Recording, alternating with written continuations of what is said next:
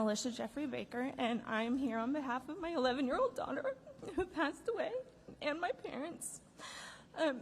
We were part of the Casa Bonita community, and there were 9 others that were swept away. We started doing our summers here back in 1990. This was not a new endeavor coming out here. My parents bought a cabin out here in 2008, so this was our regular happy place. The river that we've loved so much killed them. I'm sorry. All right. In our community, there were 19 cabins, and we were the only one up on stilts. So let's just say that we got cell service, which we didn't, but with Wi-Fi, you could. Let's just say they got an alert. The alert says, seek higher ground. They're on stilts. Thank you. Where are they supposed to go? My suggestion would be that instead of just sirens, we actually have sensors in the water that would then alert sirens to go off. Because if you just have sirens that go off, people stop paying attention to them. Like, if we have gauges in the water already, put a sensor on them. If it gets to a certain point, that's when the siren goes off. Not just because, oh, it might flood. Because to be honest, if I got an alert that said 6 to 7 inches, I'd been like, cool, that's the dock.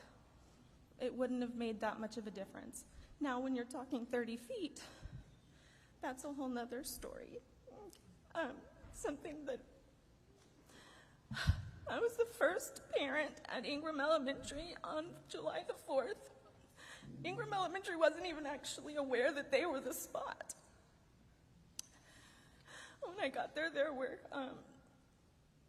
volunteers there. They had no way of communicating anything, and no one was in charge. And I waited there for over 12 hours for news, and literally no one could tell you anything at all. Literally no one was in charge. It wasn't until Sunday morning that really things started happening. Our parents were found on Saturday, but not identified until Sunday. And by then they had already been taken to Bexar County, and autopsies had been performed, which we would not have asked for. It seems pretty obvious. My daughter was not identified until Thursday the 10th, and the only thing that identified her at all was her charm bracelet. When we know better, we do better. And so we need to do better for the people in this community, for the people that are suffering. And like I said, we need to give people a chance. This is a lovely community. Like, everything, people have been fantastic.